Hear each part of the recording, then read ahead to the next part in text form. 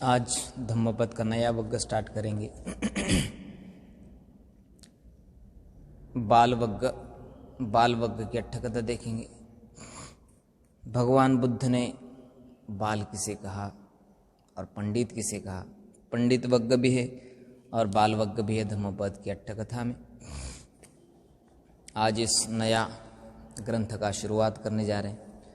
धम्मपद अट्ठकथा द्वितीय भाग महात्मा गांधी काशी विद्यापीठ वाराणसी और द्वारकादास शास्त्री द्वारा अनुवादित है। संपादक डॉक्टर परमानंद सिंह काशी विद्यापीठ से। कल एक पूरा किताब 600 पेज का ख़त्म किया, जिसमें यमक वग्ग, अपमाद वग्ग, चित्त वग्ग और पुप्प वग्ग की पूरी अट्ठकथा मैंने फेसबुक लाइव दी, कुछ यूट्यूब पे अपलोड भी की। अब यहाँ से बाल वग्ग से दंड वग्ग तक ये ग्रंथ में इन 6 वग्ग की अट्ठकथा है। इसका भी निश्चित आपको लाभ होगा। ऐसे आशा करके मैं आज की अट्ठकथा को प्रारंभ करता हूँ। बाल वग्ग। दीघा जागरतो रत्तिं यधम्मदेशना शास्ता ने जेतवन में साधन हेतु विश्राम करते समय प्रसेनजित कौशल और किसी पुरुष को उद्देश्य करके कही थी। राजा प्रसेनजित कौशल किसी उत्सव के दिन आभूषणों एवं वस्त्रों से सुसज्जित होकर अपने पुंडरिक नामक हाथी पर, कौशल राजा आपको मालूम होगा, कौशलाधिपति प्रसेनजित। अभी एक हमें नई इन्फॉर्मेशन मिली कि कौशलाधिपति माने प्रसेनजित के घोड़े का नाम, हाथी का नाम पुंडरीक था। अपने वस्त्रों को सुसज्जित कर पुंडरीक नामक हाथी पर आरूढ़ होकर के भारी राजकीय साज सज्जा के साथ नगर की प्रदक्षिणा करने निकला। राजकीय पुरुषों द्वारा राजपथ से डंडे पत्थर आदि के प्रहार से हटाए जाने पर भी वहाँ की जनता राजा के दर्शन का लोभ संवरण नहीं कर पा रही थी। ये राजाओं द्वारा पूर्व जन्मकृत सपुण्य का फल था।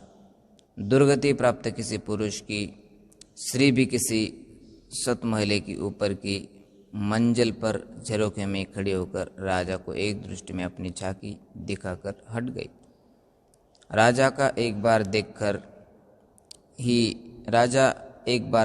ही उसमें प्रतिबद्ध चित्त होते हुए उन्मत्त होकर हाथी से गिरने को हो गया। राजा को ऐसा लगा कि मानो पूर्ण चंद्रमा अकस्मात मेघों से आवृत हो गया। अंत राजा ने शीघ्र ही नगर की प्रदक्षिणा कर अंतपुर में जाकर अपने एक विश्वस्त अमात्य को बुलाकर पूछा, क्या तुमने मेरी शोभा यात्रा के समय वह प्रसाद देखा जिसे मैं बार बार गर्दन घुमा घुमा कर देख रहा था? हाँ देव, देखा तो। वह तुमने एक रूप संपन्न स्त्री को देखा? हाँ देव, देखा ना। तो तुम वहाँ जाओ और ज्ञात करो कि उस स्त्री का कोई स्वामी है या वह अकेली रहती है। अमात्य ने वहां जाकर उस स्त्री के स्वामी के विषय में सब कुछ ज्ञात कर राजा को सूचित किया। इस स्त्री का कोई स्वामी नहीं। तब राजा ने कहा, उसके स्वामी को या पकड़ लाओ। अमात्य ने पुनः वहां जाकर उस पुरुष से कहा, चलो जी, तुम्हें राजा ने बुलाया है। वह पुरुष सोचने लगा, मेरी भार्या को लेकर अवश्य कोई संकट आने वाला है। यह सोचकर वह राजा के आदेश का निषेध करने में असमर्थ था। अंत उस राजपुरुष के साथ जाकर राजा को प्रणाम कर एक तरफ खड़ा हो गया। तब राजा ने उसको कहा, आज से तुम मेरे यहाँ नौकरी करोगे। नहीं देव, मैं अपने घर का कार्य करता हूँ, राजकर चुकाता हूँ।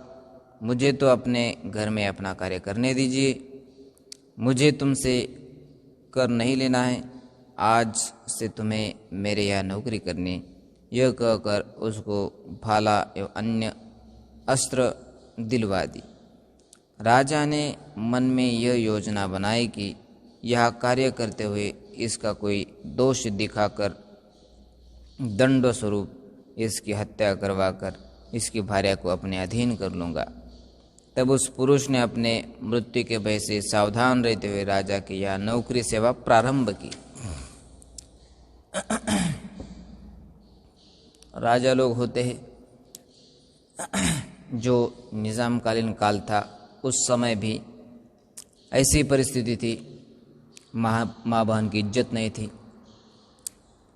इंग्रज का भी समय वैसा ही था।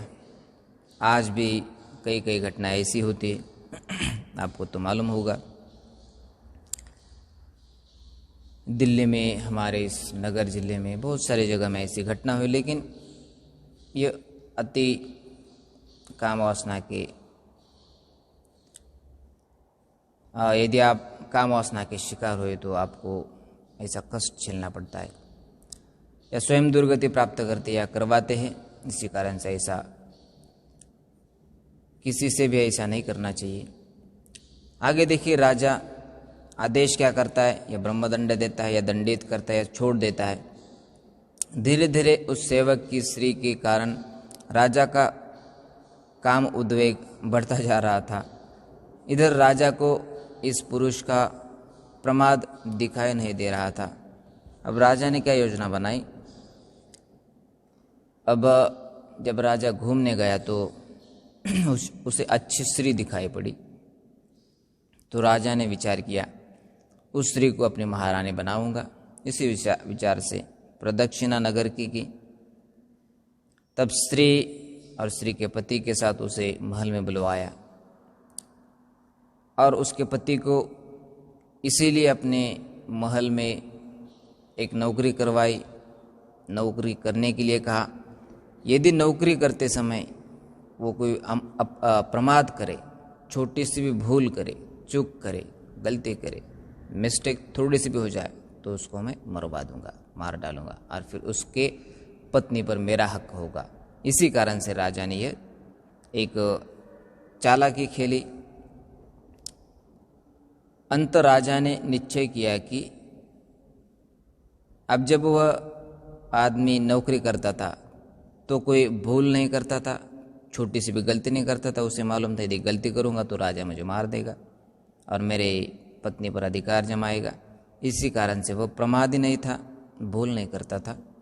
अंत राजा ने निश्चय किया कि इसको कठिन या असंभव कार्य को पूर्ण करने का आदेश दूं, और उसको बुलाकर यूँ कहा, यहाँ से 1 योजन दूर नदी तट पर जाकर वहाँ से सायंकाल तक मेरे स्नान करने के लिए कुमुद माने श्वेत कमल के पुष्प एवं अरुणमती रक्तवर्ण की मृतिका लेकर आओ।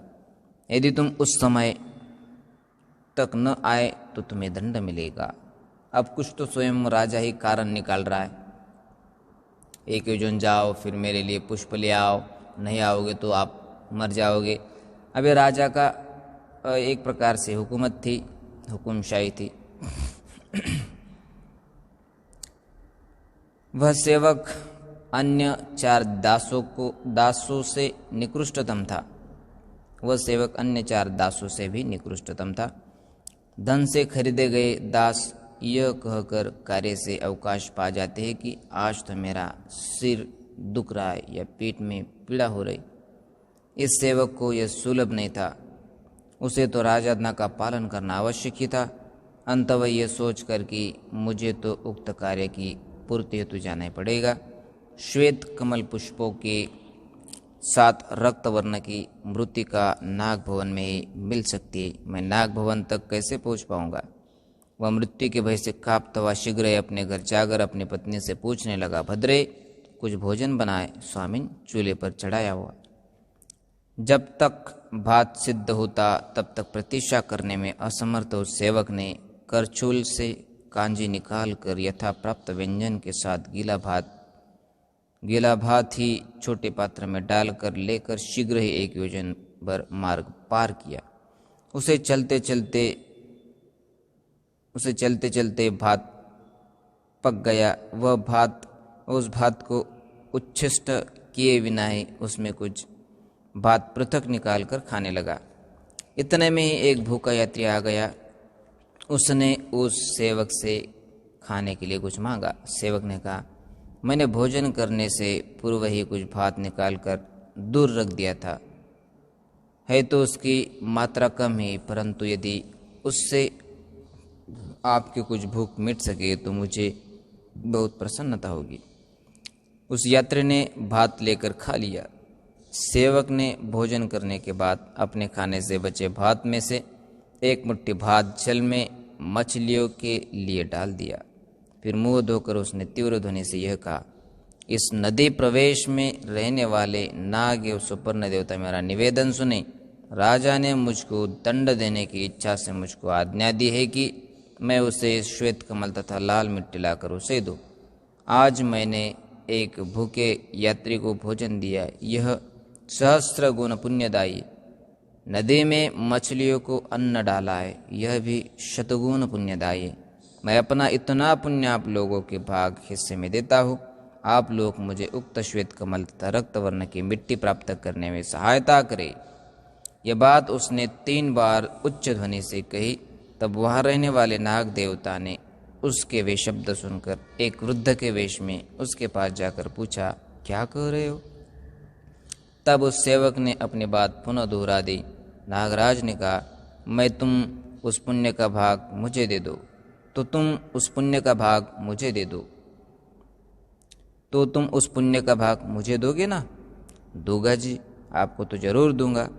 इस तरह उस नागराज ने 3 बार उस पुण्य का भाग मांगकर बात को दृढ़ कर श्वेत कमल तथा लाल मिट्टी का उसे कटोरी दे दी। लाल मिट्टी की एक क्या कहते हैं यहाँ पे, एक शब्द थोड़ा कठिन है, श्वेत कमल और लाल मिट्टी उसे दे दी।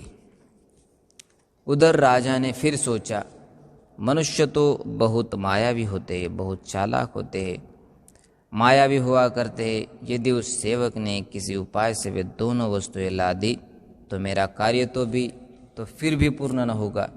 अंत उसने समय से नगर के द्वार बंद करवाकर चाबी मुद्रिका अपने पास मंगवा ली। उधर वह सेवक उक्त दोनों वस्तु लेकर नगर के द्वार पर आया। द्वार खुला न देखकर द्वारपाल को बुलाया कि द्वार खोलो। द्वारपाल ने कहा, द्वार नहीं खोला जा सकता, क्योंकि आज राजा ने द्वार समय से ही पहले बंद करवा कर चाबी अपने पास मंगवा ली। सेवक ने कहा, अरे मैं राजदूत हूँ, द्वार शीघ्र खोलो। यह कहने पर भी जब द्वार नहीं खोला गया तो उसने सोचा, द्वार न खुला तो मेरे प्राण संकट में पड़ जाएंगे, अब मैं क्या करूं? ये सोचकर उस सेवक ने श्वेत कमल के फूल तथा लाल मिट्टी दोनों वस्तुएं नगर द्वार की दहेली चौकट पर रखकर जोर से कहा, अरे नगरवासियों सुनो, राजा ने मुझे असंभव कार्य करने की आज्ञा देकर मेरी हत्या करने की योजना बना रखी है। यही बात उसने 3 बार उच्च स्वर से कही। फिर उसने सोचा, अब मैं कहाँ जाऊँ, कहाँ छिपूँ, कहाँ बैठूँ? तब उसके ध्यान आया, अरे ये भिक्षुजन कोमल हृदय के होते तो क्यों न मैं किसी विहार में जाकर रात्रि विश्राम के लिए पड़ा रहूं। और उसने वहां जाने का निश्चय कर लिया। संसार में कुछ ऐसे स्वार्थी पुरुष भी होते हैं जो अपनी सुखावस्था में भिक्षुओं के विषय में कुछ भी नहीं सोचते। उन्हें दुखावस्था में भिक्षु एकमात्र शरण स्थल ज्ञात होते तथा वे विहार की तरफ मुंह कर लेते। अंत वह सेवक भी मेरी रक्षा का दूसरा कोई उपाय नहीं है, यह सोचकर विहार में जाकर एक तरफ लेट गया। उधर राजा को भी उस श्री का स्मरण करते हुए रात्रि भर निद्रा नहीं आई तथा वह काम उद्वेग से त्रस्त रहा। उसने सोचा, प्रातःकाल होते ही उस पुरुष की हत्या करवा कर उस स्त्री को मैं ले आऊंगा। अब बड़ा संकट में था उपासक, सोचने लगा अब कहाँ जाऊँ, द्वार तो बंद है। तो उसे भिक्षु संग दिखाई दिया। कोमल हृदय के बड़े अच्छे होते हैं, उपदेशक होते हैं, उपदेष्टा होते हैं, तो उन्हीं के विहार में जाकर मैं रहूं। तो आई थिंक भगवान बुद्ध के पास भिक्षु संग के पास पहुंचता है। यहाँ पे अच्छा वाक्य है कि कभी कोई दुख में होता है तो उन्हें भिक्षु संग दिखाई देता है, भिक्षु संग शरण स्थल दिखाई देते या बुद्ध शरण स्थल दिखाई देते। ऐसे ही कोई उपासक भी रहते हैं, बड़े बाल बच्चों को त्रस्त होते हैं, बहु सास का रोज का झगड़ा देख करके त्रस्त होते हैं और फिर चूहर लेने का निश्चय कर देते हैं और फिर चूहरधारी बनते थे। और फिर अगले थोड़ी सी कुछ समय बाद या कुछ वर्ष बाद अनपढ़ होने के साथ साथ ही त्रस्त होने के साथ साथ न चूहर में मन लगता है, फिर चूहर निकाल देते, फिर चढ़ा देते। ऐसा नहीं करना चाहिए। उसी समय 60 योजन लंबी चौड़ी लोह कुंभे में पैदा हुए 4 पुरुष उबलते जल की कढ़ाई में चावलों की तरह ऊपर नीचे होते हुए उबलते हुए 30,000 वर्ष तक कढ़ाई के नीचे के तल में रहकर अगले 30,000 वर्ष में उसके ऊपर के तल पर आए। उन्होंने अपने अपने सिर कढ़ाई से निकालकर एक दूसरे को देखते हुए एक एक गाथा कहने की इच्छा से बोलने का प्रयास किया, परंतु समस्त गाथा बोलने में असमर्थ होने के कारण गाथाओं के प्रथम अक्षर बोलकर पुनः उस लोह कुंभ में ही डुबकी लगा गए। उधर राजा को भी कामोद्वेग के कारण नींद नहीं लग रही थी। उसी समय प्राय मध्य रात्रि के आसपास इन लोह कुंभ में डूबे मनुष्यों के वे शब्द सुनकर वह भय एवं तजन्य उद्वेग से त्रस्त होता हुआ सोचने लगा, क्या इन नारकीय लोगों के दर्शन प्रभाव से मेरी मृत्यु होगी या मेरी रानी की या फिर मेरा राज्य ही नष्ट हो जाएगा। तब यह सोचते सोचते रात्रि पर्यंत वह एक क्षण भी आंख नहीं मूंद पाया। प्रसन्नचित्त राजा ने अरुण उदय के बाद माने सूर्योदय के समय पुरोहित राजगुरु को बुलाकर पूछा, आचार्य, मैंने आज रात्रि के मध्य प्रहर में बहुत भीषण शब्द सुने। उनके कारण मैं नहीं समझ पाया कि मेरी ही मृत्यु होगी या मेरी रानी की या फिर मेरा यह समस्त राज्य ही विनष्ट हो जाएगा। कृपया इस स्वप्न का मुझे निदान बताइए। अब राजा ने ब्राह्मण को पूछा और ब्राह्मण क्या कहता है, महाराज आपने क्या शब्द सुने। आचार्य, मैंने दु स न एवं सो ये 4 शब्द सुने। इनकी निष्पत्ति उत्तर बताइए। परंतु आचार्य को इनका उत्तर उसी तरह समझ में नहीं आया जैसे किसी अंधकार में प्रविष्ट पुरुष को आगे का मार्ग नहीं सूझता। यदि वह कह देता कि मैं नहीं जानता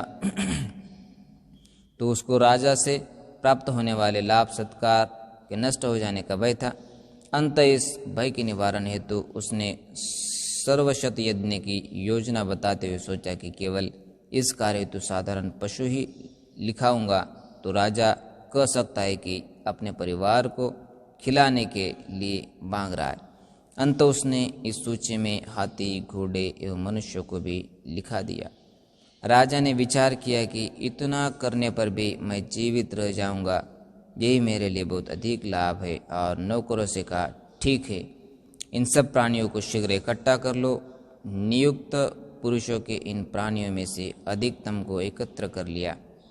कौशल संयुक्त निकाय में एक सूत्र आता है, कौशल संयुक्त। यदि आप वो पढ़ोगे तो यहाँ पे संदर्भ आया है, उसका आप एक प्रकार से अच्छी अट्ठकथा है। और फिर बाद में कौशलाधिपति प्रसन्नचित्त भगवान बुद्ध के पास भी पहुँचता है। कौशल संयुक्त में भी कहा है, उस समय राजा प्रसन्नचित्त कौशल की यहाँ एक महायज्ञ प्रारंभ हुआ। उसमें 500 बैल, 500 बछड़िया, 500 बकरियाँ, 500 भेड़े, 500 बैल, 500 बछड़िया, 500 भेड़े यज्ञ में बलि हेतु खूंटों पर बंधे हुए थे। उस समय उसके पास नौकर कर्मकर सभी दंडों एवं भय से डरते हुए आंखों में आंसू भरे हुए रोते हुए यज्ञ का कार्य कर रहे थे। बहुत से नागरिक अपने अपने पुत्र, कन्या एवं नातियों के लिए करुण विलाप करते हुए कोलाहल करने लगे। यह महापृथ्वी भी इस महापाप के कारण फट पड़ने की स्थिति में आ गई। अब यज्ञ करना आज के हिंदुइज्म में एक प्रकार से अच्छा माना जाता है। यज्ञ करने के बाद आपके व्यवहारिक हो या राजकीय हो या आध्यात्मिक हो, सब कुछ प्रश्न छूट जाते हैं। ऐसा एक समझ था जो गैर समझ, मिसअंडरस्टैंडिंग, प्रिजुडाइज था लोगों के मन में। लेकिन देखिए राजा ने यज्ञ किया या नहीं किया। भगवान बुद्ध के समय में तो यज्ञ करने वाले बहुत थे, यह महायज्ञ का ही काल था। लेकिन भगवान बुद्ध ने यज्ञ का विरोध किया, पशु बलि का विरोध किया। भगवान बुद्ध तो कट्टर अहिंसावादी थे, हिंसावादी से उन्हें बड़ा हेट करते थे, लेकिन प्यार से प्रेम से समझाते थे भी। ऐसे बहुत सारे उदाहरण आपको दीर्घ निकाय में, मध्यम निकाय में, संयुक्त, अंगुत्तर, खुद्दक निकाय में आपको यदि आप रीड करोगे तो आपको मिलेंगे।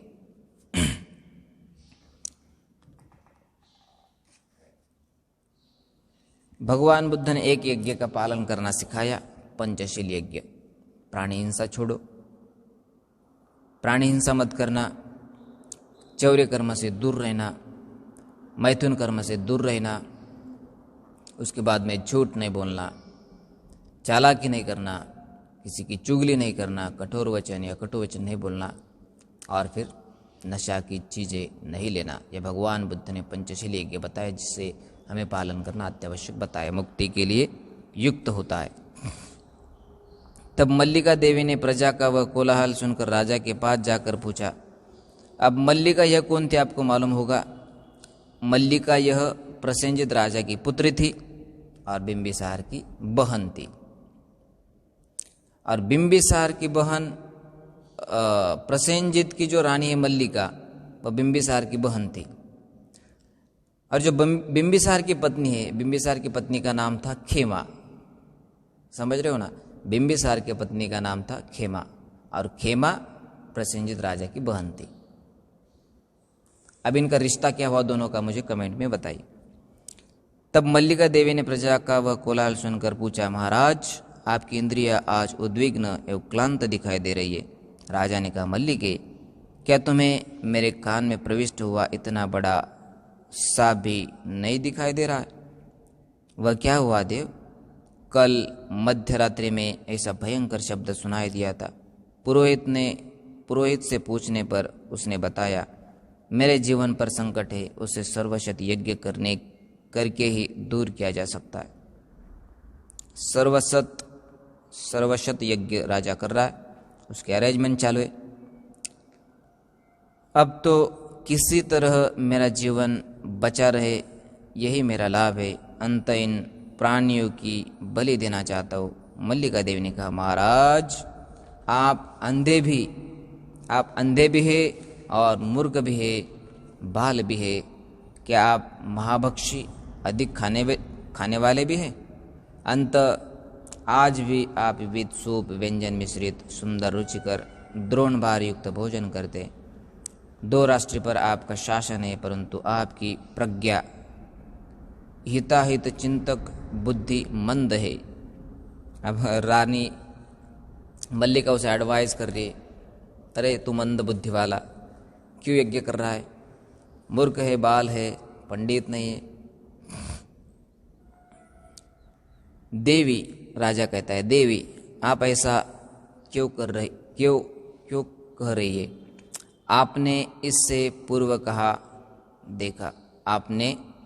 पूर्व कहा देखा है कि किसी अन्य की मृत्यु से किसी अन्य को जीवन दान मिल जाए। उस मूर्ख एवं प्रज्ञांध ब्राह्मण के कहने से राज्य की प्रजा पर कष्ट का पहाड़ क्यों गिरा रहे। आपके पास ही देवलोक तथा मनुष्यलोक में ज्येष्ठ, श्रेष्ठ, सर्वश्रेष्ठ, अतीत, अनागत एवं वर्तमान का अप्रतिहत ज्ञान रखने वाले शास्ता भगवान बुद्ध विहार में विराजमान है। उनके पास जाकर उनसे पूछकर अपने संकट का समाधान करो। यह सुनकर राजा एक अच्छे यान पर बैठकर मल्लिका देवी के साथ विहार में गया, परंतु वह अपनी मृत्यु के भय से इतना त्रस्त था कि वह कुछ भी नहीं बोल पा रहा था। अंत वह शास्ता को प्रणाम कर एक तरफ बैठ गया। तब शास्ता ने सबसे पहले राजा से यह पूछा, अच्छा राजन, महाराज इस दोपहर के समय आपका कहाँ से आगमन हो रहा है। राजा ऐसा पूछने पर भी चुप रहा। तब मल्लिका देवी ने भगवान से बताया, भंते राजा ने रात्रि के मध्यम प्रहर में एक शब्द सुना। उसके विषय में इन्होंने अपने पुरोहित को बताया। पुरोहित ने इनको यह कहकर भ्रम में डाल दिया कि इनके जीवन पर भयानक संकट आ गया। उसके निवारण हेतु तो एक बृहद यज्ञ का आयोजन करना पड़ेगा, तभी तुम जीवित रह पाओगे। तदर्थ इन्होंने बहुत से प्राणियों को बलि हेतु एकत्र कर लिया है। आप इन्हें इस भयंकर जीव हत्या से बचावे, इसलिए मैं इन्हें यहाँ लाई हूँ। देखिए, पत्नी का भी अच्छा कर्तव्य होता है कि पति को हत्याओं से छुड़ाना या हत्याकर्म से दूर रखना, ये उसका भी पुण्य बढ़ जाता है। और फिर प्रसेनजित राजा का भी, यदि प्रसेनजित राजा भगवान बुद्ध के पास ना आता तो 500 बैल, 500 बछड़ी या जो गाय इत्यादि लाइए, उनकी हत्या होती। निर्दोष हत्या होती है और हत्या का पाप प्रसेनजित राजा पर भी और परिवार पर भी आता। इसी कारण से भगवान बुद्ध के पास आया तो राजा का कल्याण हुआ।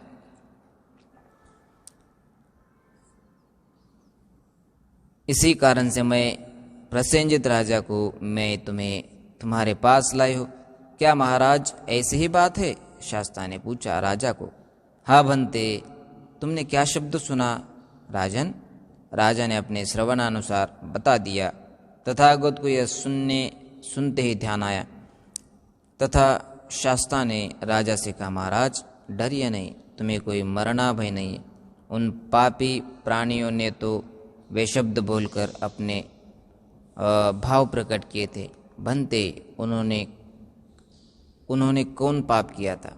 तब भगवान ने उन पापी प्राणियों का दुष्कृत्य बताने के लिए कहा, तो राजन सुनो। यह कहकर उन्होंने राजा को तत्संबंधी एक अतीत कथा सुनाई। अतीत कथा इस प्रकार से है। प्राचीन काल में जबकि मनुष्यों की आयु 20,000 वर्ष की हुआ करती थी, भगवान कश्यप बुद्ध इस लोक में आए थे। 20,000 शीनाश्रव भिक्षुओं के साथ चारिका करते वाराणसी पधारे। वाराणसी वासी आराधकों ने एक दो या बहुतों ने एकत्र होकर भगवान को आगंतुक अतिथि दान दिया। तब वाराणसी में 40 करोड़ वाली संपत्ति के 4 श्रेष्ठ पुत्र परस्पर मित्र थे। उन्होंने विचार किया, हमारे घरों में बहुत संपत्ति है, उसका हम क्या करें? तब उनमें से किसी ने यह नहीं कहा इस समय चारिका करते हुए बुद्ध को दान करे, अपने शील की रक्षा करे, उसकी पूजा करे। अपितु उनमें से एक ने कहा, क्यों न हम तीक्ष्ण मदक पीते हुए मधुर एवं स्वादिष्ट मांस खाते हुए जीवन बितावे, यही हमारा वास्तविक जीवन सुख होगा। दूसरे ने कहा, हम प्रतिदिन 3 वर्ष पुराने सुगंध चावल तथा अन्य मधुर खाद्य पदार्थों का भोजन करते हुए जीवन बितावे, यह हमारे लिए जीवन का माधुर्य होगा। तीसरे ने कहा, क्यों न हम मालपुआ आदि विविध मिष्टान्न खाते हुए अपना अति आनंदित जीवन बितावे। और चौथे ने कहा, हम अन्य कुछ नहीं करेंगे। लोक में ऐसी कोई स्त्री नहीं है जिसको हम धन देंगे। ऐसा कहने पर वह साथ में आने से ना करते। अंत धन का प्रलोभन देकर पराई स्त्री के साथ कामोभोग करते हुए जीवन यापन करेंगे। ठीक है, सभी ने कहकर उन चारों ने यह गोष्ठी समाप्त की। पैसा आने के बाद ऐसा ही होता है। पैसा खर्च कैसे गए? पुण्य के लिए नहीं बल्कि पाप के लिए पैसा जरूर खर्च करेंगे। आज की ये लोग की मानसिकता है, बदलना चाहिए। चैरिटी में लगाना चाहिए, डोनेशन करना चाहिए हिसाब से, लेकिन पुण्य के कार्य में मानवता की सेवा करनी चाहिए। दुखियों को, जो गर्जो हो, जो नीडी है, उन्हें देना चाहिए। या दुखी कष्टी हो, दरिद्र हो, जो भी हो, भगवान बुद्ध ने भी कहा है संघ वंदना में, पुण्यं खेतं लोक साथी। भिक्षु संघ भी एक प्रकार से पुण्य खेती है।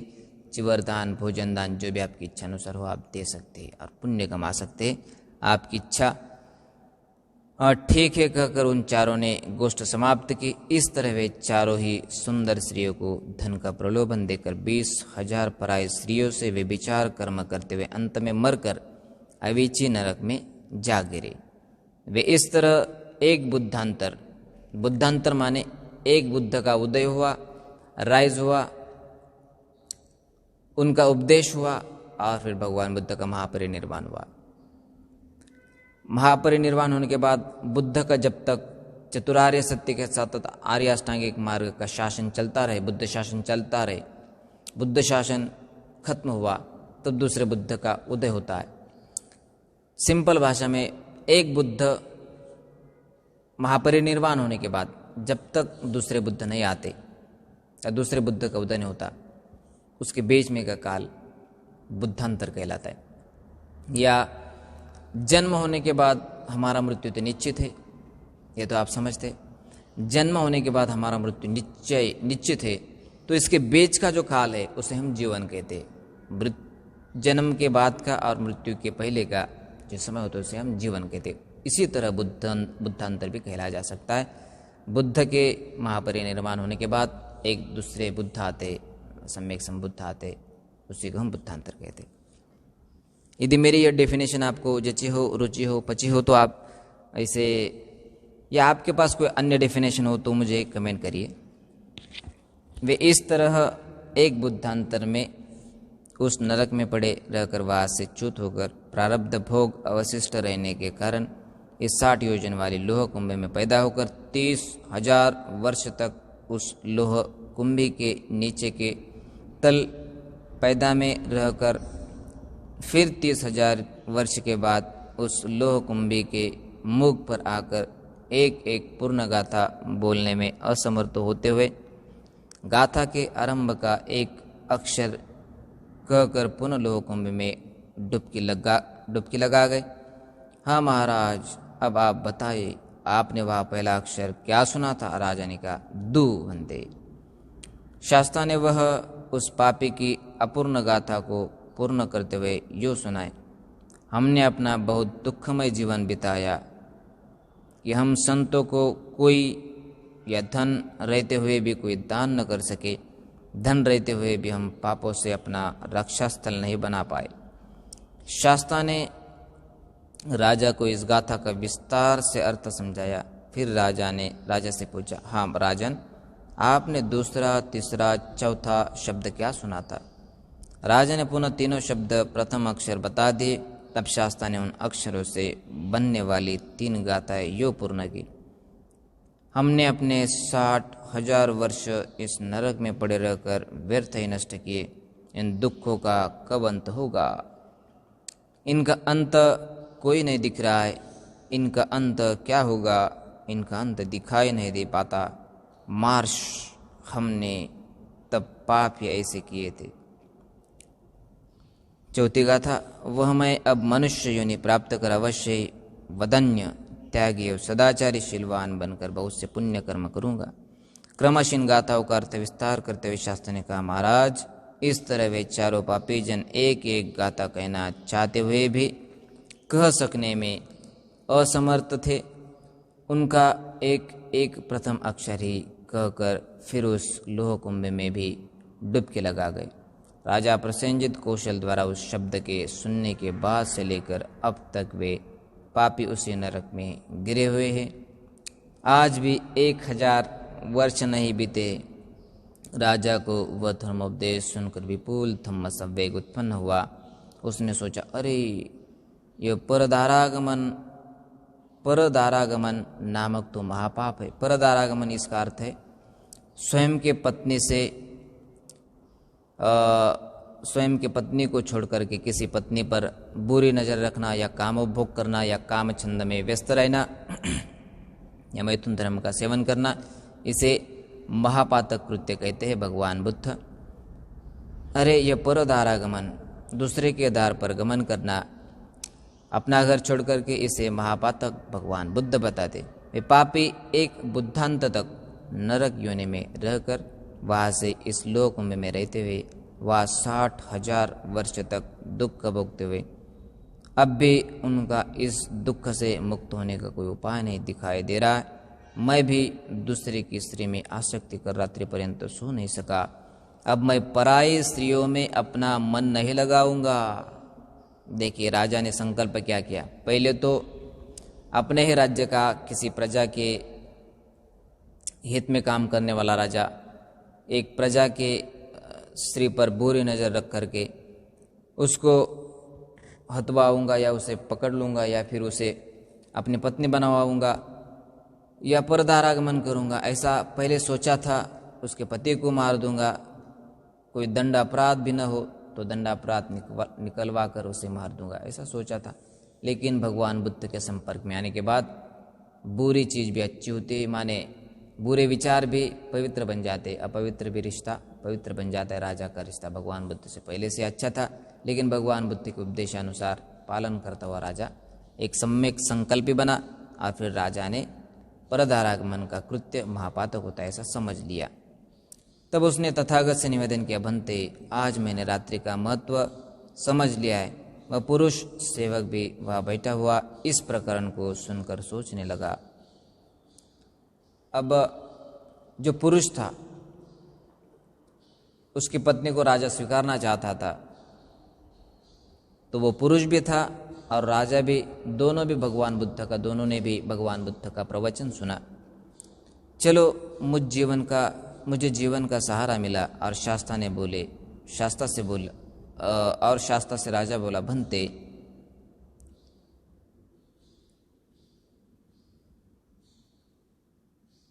उस उपासक ने कहा, चलो मुझे जीवन का सहारा मिला, मेरी पत्नी भी अब सुरक्षित रहेगी। तब शास्ता से वह उपासक बोला, राजा नहीं। भंते, राजा ने तो आज रात्रि का महत्व समझा, परंतु मैंने तो कल ही यात्रा मार्ग चलना में होने वाली कठिनाइयों को समझ लिया था। शास्ता ने उन दोनों राजा और सेवक की बातों को मिलाकर बताया। किसी को रात्रि लंबी ज्ञात होती है, किसी को यात्रा कठिन होती है, परंतु मूर्ख जनों को, बाल लोगों को यह संसार दीर्घ लंबा दिखाई देता है। यह कहकर उन्होंने यह गाथा कही, भगवान बुद्ध ने गाथा कही, पंडित वर्ग की पहली गाथा, दीघा जागरतो रतिं दीघं संतस्य योजनं दीघो बालानं संसारो सद्धम्मं अविजानतं ती। अर्थ, जागने वाले को रात्रि लंबी ज्ञात होते हैं, थके हुए को यात्रा लंबी ज्ञात होती, परंतु सद्धर्म को न जानने वाले अज्ञानियों के लिए यह संसार भव यात्रा लंबी दिखाई देती है।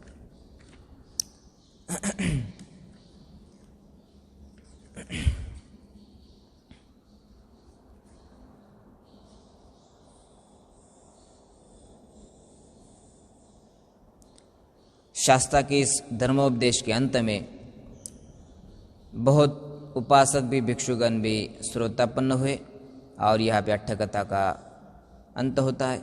सभी के लिए लाभप्रद अट्ठकथा प्रसेनजित राजा की और पुरुष की। राजा ने एक सीखी मोरल स्टोरी अपने लिए भी साबित है, अपने लिए भी श्रेयस्कर है।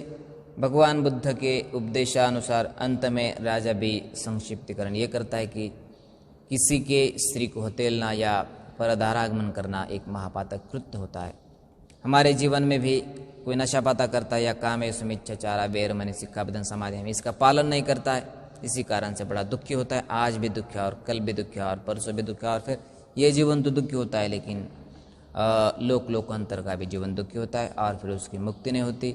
दुख से मुक्ति नहीं होती तो हम अवीच नरक, महापातक नरक में जाकर गिरते हैं। ऐसा भगवान बुद्ध का उपदेश इस अट्ठकथा से हमें मिलता है। सभी के प्रति मंगल मैत्री।